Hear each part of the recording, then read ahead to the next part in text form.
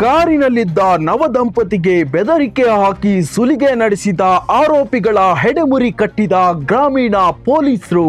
ಖಾಲಿ ಸೈಟ್ ಬಳಿ ಕಾರಿನಲ್ಲಿ ಮಾತಾಡುತ್ತಿದ್ದ ನವದಂಪತಿಗೆ ಚಾಕು ತೋರಿಸಿ ಬೆದರಿಕೆ ಹಾಕಿ ಲಕ್ಷಾಂತರ ರೂಪಾಯಿ ಮೌಲ್ಯದ ಬಂಗಾರದ ಚೈನ್ ಹಾಗೂ ನಗದು ಸುಲಿಗೆ ಮಾಡಿದ ಪ್ರಕರಣವನ್ನ ಹುಬ್ಬಳ್ಳಿಯ ಗ್ರಾಮೀಣ ಪೊಲೀಸರು ಭೇದಿಸಿದ್ದಾರೆ.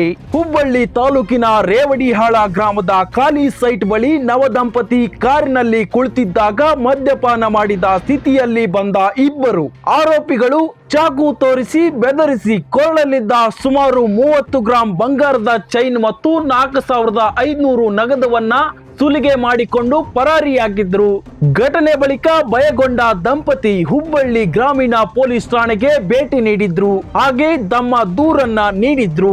ದೂರಿನ ಮೇರೆಗೆ ತನಿಖೆ ಕೈಗೊಂಡ ಪೊಲೀಸರು ಕಾರ್ಯಾಚರಣೆ ನಡೆಸಿ ಇಬ್ಬರು ಆರೋಪಿಗಳನ್ನ ಬಂಧಿಸಿದ್ದಾರೆ. ಅವರಿಂದ ಸುಲಿಗೆಗೊಳಗಾದ ಬಂಗಾರದ ಚೈನ್, ನಗದು ಹಾಗೂ ಬಳಸಿದ್ದ ಒಂದು ವಾಹನವನ್ನ ಜಪ್ತಿ ಮಾಡಲಾಗಿದೆ. ಈ ಯಶಸ್ವಿ ಕಾರ್ಯಾಚರಣೆಗೆ ಗುಂಜನ್ ಆರ್ಯ ಹಾಗೂ ವಿನೋದ್ ಮುಕ್ತೇದಾರ್ ಅವರು ತನಿಖಾ ತಂಡವನ್ನ ಶ್ಲಾಘಿಸಿದ್ದಾರೆ.